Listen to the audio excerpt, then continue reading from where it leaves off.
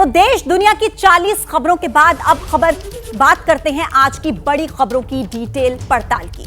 खालिस्तानी आतंकी गुरपतवंत सिंह पन्नू की 2 संपत्तियों को जब्त करने के बाद अब खालिस्तानी आतंकियों पर और बड़े एक्शन की तैयारी है। तो वहीं बिहार में फिर से एक बार सियासी हलचल तेज हो चुकी है।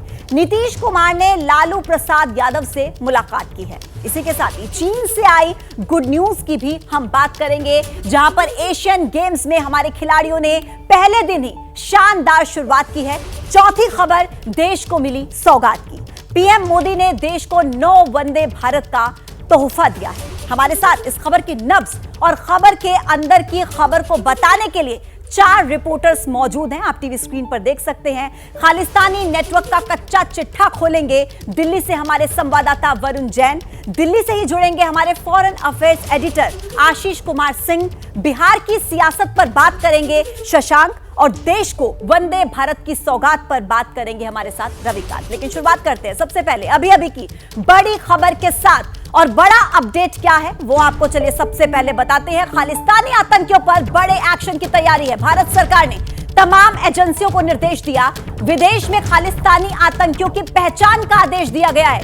यूएस और यूके में पहचान करने के लिए कहा, इसी के साथ ही कनाडा और ऑस्ट्रेलिया में भी पहचान करने के लिए कहा गया है। पहचान करने के बाद ओसीआई कार्ड को रद्द करने का भी निर्देश दिया गया है। खालिस्तानियों की प्रॉपर्टी की भी पहचान की जाए। तो देखिए ये बड़ा अपडेट इस वक्त का आप तक पहुंचा रहे हैं, किस तरीके से एक्शन की तैयारी है खालिस्तानी आतंकियों पर।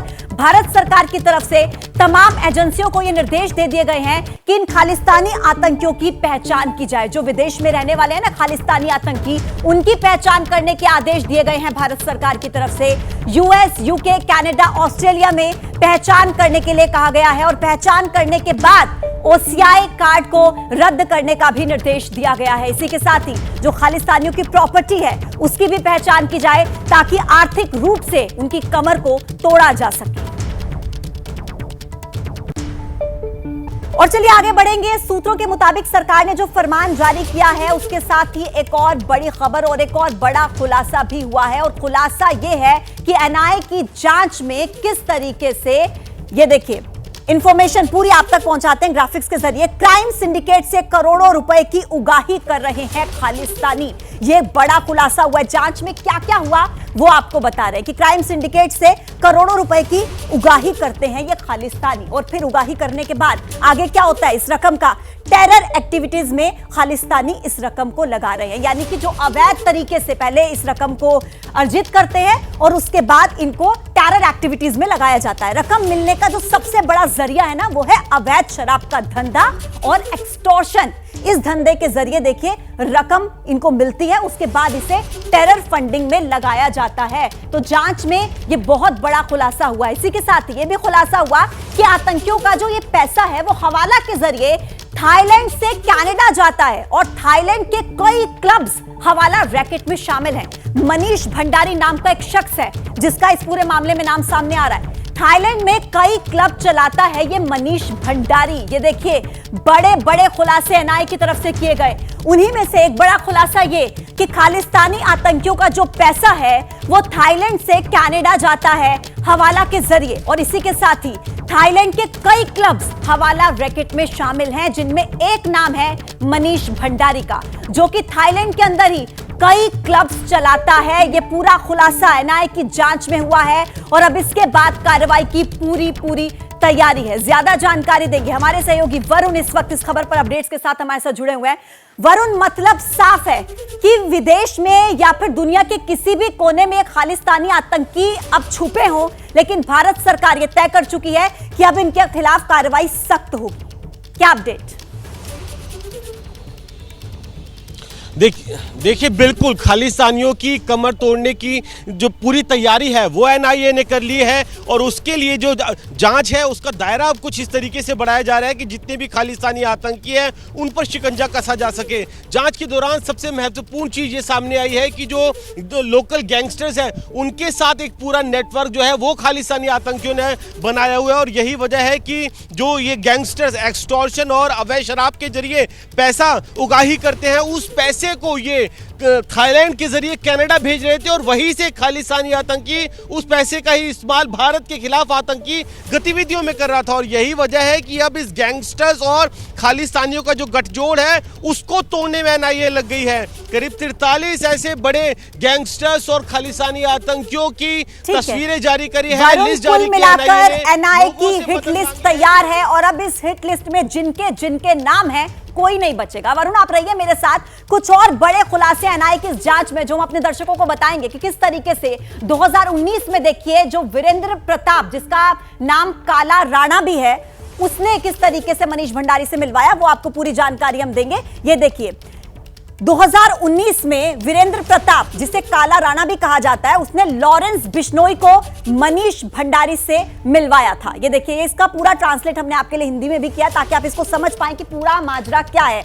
2019 में लॉरेंस बिश्नोई को मनीष भंडारी से मिलवाया था काला राणा नाम के एक व्यक्ति ने। उसके बाद देखिए जो मनीष भंडारी नाम का व्यक्ति है, ये फिलहाल क्या करता है, कहां रह रहा है। मनीष भंडारी फिलहाल थाईलैंड में ही रह रहा है, दिल्ली का है और थाईलैंड में अभी रह रहा है। मनीष भंडारी लंबे अरसे से हवाला में भी शामिल है। देखिए ये भी पूरी जानकारी सामने आई है कि जो मनीष भंडारी नाम का व्यक्ति है, ये लंबे अरसे से हवाला में भी शामिल है। इसके अलावा देखिए कई तरह के नाइट क्लब्स ये चलाता है और कहां पर, थाईलैंड में। मनीष भंडारी नाम का ये व्यक्ति कई नाइट क्लब्स चलाता है थाईलैंड में। तो मनीष भंडारी ये वो बड़ा नाम है जो एनआईए की जांच में खुलासा हुआ और इस व्यक्ति का नाम सामने आया है।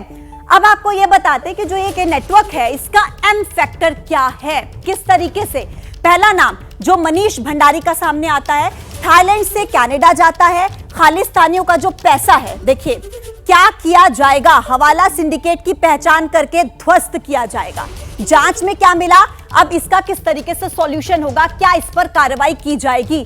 थाईलैंड से कनाडा जाता है खालिस्तानियों का पैसा, अब इस पे क्या किया जाएगा, हवाला सिंडिकेट की पहचान करके ध्वस्त किया जाएगा। आगे देखिए जांच में क्या मिला, कनाडा प्रीमियर लीग और मूवी में हवाला का पैसा लगाया जाता है। इसके अलावा थाईलैंड के कई क्लब्स हवाला रैकेट में शामिल हैं, जिसका नाम का हम अभी जिक्र कर रहे थे ना, मनीष भंडारी, वो थाईलैंड का ही है। और 2019 से 2021 के बीच 13 बार हवाला फंडिंग के सबूत अब तक मिल चुके हैं। कई तरीके के नाइट क्लब्स जो इस हवाला रैकेट में शामिल हैं। आशीष कुमार सिंह इस वक्त हमारे साथ जुड़े हुए हैं, वो ज्यादा जानकारी देंगे।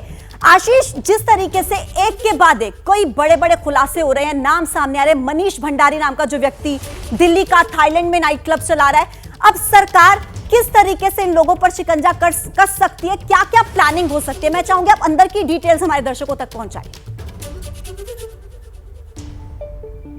गवर्नमेंट की तरफ से बिल्कुल डायरेक्शंस क्लियर हैं और सभी एजेंसीज को ये डायरेक्शंस दिए गए हैं, जिसका जिक्र आप कर भी रही थी कि अब खालिस्तानी और अंडरवर्ल्ड का जो नेटवर्क है उसको पूरी तरह से ख़त्म करना है, उसको ब्रेक डाउन करना है और उनके खिलाफ सख्त से सख्त कार्रवाई करनी है। चाहे कोई भी देश किसी भी तरह का ब्लेम लगाए या जिस तरह से आप देखिए कि मीडिया रिपोर्ट्स वगैरह भी इंटरनेशनल मीडिया ग्रुप्स जाहिर कर रही हैं कि भाई इन कंट्रीज़ ने इंटेलिजेंस शेयर किया था और भारत का कोई हाथ हो सकता है, ये सब इग्नोर करते हुए इसमें कोई बेसिस नहीं है, ना ही इसके कोई एविडेंस दिए गए हैं। गवर्नमेंट ऑफ इंडिया हमें जो टॉप सोर्सेस से जानकारी है उसके मुताबिक बिल्कुल ये तय कर लिया है, डिसीजन हो चुका है और जैसा मैंने आपको बताया कि सभी एजेंसीज को ये कहा गया है कि इनके खिलाफ कार्रवाई करी जाए और किसी के भी एक्सटर्नल इन्फ्लुएंस में उन कार्रवाई को करने से रोका नहीं जाएगा। मान लें कनाडा कुछ कह रहा है, यूएस कुछ कह रहा है या फिर जो 5 आइज कंट्रीज हैं, अगर वो किसी एविडेंस शेयर करने की बात भी कह रही हैं तो भी इंडिया ने इसको पूरी तरह से नकारा है। और इसके बावजूद आपके पास लौटूंगी और डिटेल में हम इस मुद्दे को लेकर बात करेंगे। एक और बड़ी खबर आपको दे रहे हैं राजनीति से जुड़ी। बिहार के मुख्यमंत्री नीतीश कुमार राजद सुप्रीमो लालू यादव से मिलने के लिए राबड़ी देवी के आवास पर पहुंचे, जिसके बाद सियासी गलियारों में इसकी अलग अलग तरह से चर्चाएं शुरू हो चुकी हैं। बैठक के दौरान लालू यादव के साथ डिप्टी सीएम तेजस्वी यादव और राबड़ी देवी भी मौजूद थी। सवाल उठ रहे हैं कि क्या कल स्पेशल कैबिनेट मीटिंग में कोई बड़ा फैसला होने वाला है। तो देखिए ये तस्वीरें भी हम आपको दिखा रहे हैं और ज्यादा जानकारी देंगे मेरे सहयोगी शशांक इस वक्त हमारे साथ जुड़ चुके हैं। शशांक, देखिए मृत्युंजय तिवारी हो या महेश्वर हजारी हो, जब पीएम कैंडिडेट की बात आती है तो आज नीतीश कुमार का जिक्र करते हैं। उसके बाद नीतीश की आज लालू यादव से मुलाकात, कल कैबिनेट की बैठक, कुछ बड़ा होने वाला है क्या? देखिए, मुख्य सचिवालय स्थित मंत्रिमंडल कक्ष में कल 3:30 बजे से स्पेशल कैबिनेट बैठक बुलाई गई। उसके ठीक पहले नीतीश राबड़ी आवास जाकर तेजस्वी और लालू से मिले, उसके बाद अचानक जदयू दफ्तर जाके जदयू कार्यकर्ताओं से मिले, उसके बाद अचानक अपने घर बख्तियारपुर पहुंच गए, वहां लोगों से मुलाकात की है। अब सवाल उठ रहा है कि क्या कल स्पेशल कैबिनेट मीटिंग में कोई बड़ा फैसला होने वाला है, क्या नीतीश कुछ चौंकाने वाला निर्णय लेने वाले हैं। हमारे सोर्सेज बता रहे हैं कि बिहार सरकार बहुत जल्द नियोजित शिक्षकों को राज्यकर्मी का दर्जा दे सकती है। अगर ऐसा हुआ तो 4 लाख शिक्षकों को इसका लाभ होगा। बीपीएससी शिक्षकों के बराबर उनको सैलरी मिलेगा।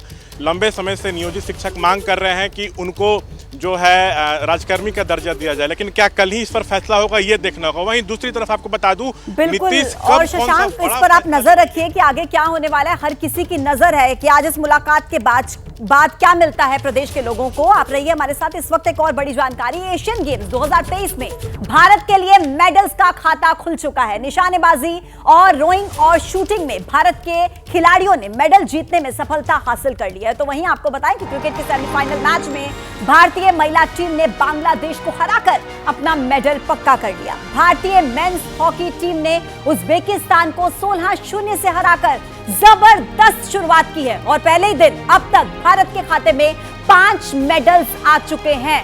कुल मिलाकर मेडल्स का पंच। तो क्या क्या हासिल किया है एशियन गेम्स में, भारत की शानदार शुरुआत कैसी रही, देखिए ग्राफिक्स के जरिए आपको बताते हैं। डबल स्कल्स और पेयर इवेंट में 2 सिल्वर और 1 ब्रॉन्ज मेडल रोइंग में हासिल किया। इसके अलावा देखिए शूटिंग में 10 मीटर एयर राइफल महिला टीम ने सिल्वर मेडल जीता। इंडिविजुअल इवेंट रमिता ने जीता है। आगे देखिए क्रिकेट में महिला टीम ने बांग्लादेश को हरा दिया और फाइनल में अपनी जगह को पक्का कर लिया, मेडल को भी पक्का कर लिया। फाइनल में किस तरीके से पहुंची है टीम हॉकी में, देखिए मेंस टीम ने उज्बेकिस्तान को 16-0 से हरा दिया है। मनप्रीत, ललित और वरुण की हैट्रिक यहां पर। अब 30 सितंबर को भारत का मुकाबला पाकिस्तान से होगा। कुल मिलाकर भारत के लिए बहुत शानदार शुरुआत, बहुत अच्छा दिन। 5 मेडल्स का पंच भारत ने लगाया। हमारे सभी सहयोगियों का बहुत बहुत धन्यवाद। खबरों की तह तक जाना और सच खोज के लाना ताकि आप रहें आगे। इसी सोच के साथ हम निकलते हैं खबरों की जमीनी हकीकत जानने। मणिपुर से लगातार कई दिन तक खबरें पहुंचाना हो या फिर हरियाणा में भड़की हिंसा के हर पहलू को सबके सामने लाना हो, हम बिना थके आप तक खबरें पहुंचाते रहे।